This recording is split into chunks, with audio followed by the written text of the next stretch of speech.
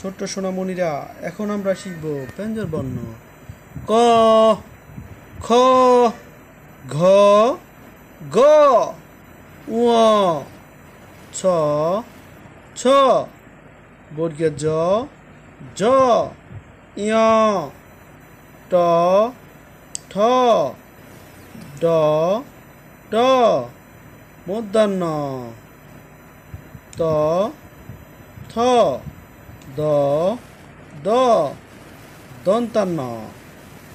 আমরা আবার বলছি ক, খ, গ, গ, ঙ, ছ, ছ, বর্গীয় জ, জ, ঞ, ট, ঠ, ঢ, ঢ, মূর্ধন্য, ত, থ, দ, দ, দন্তান্ন।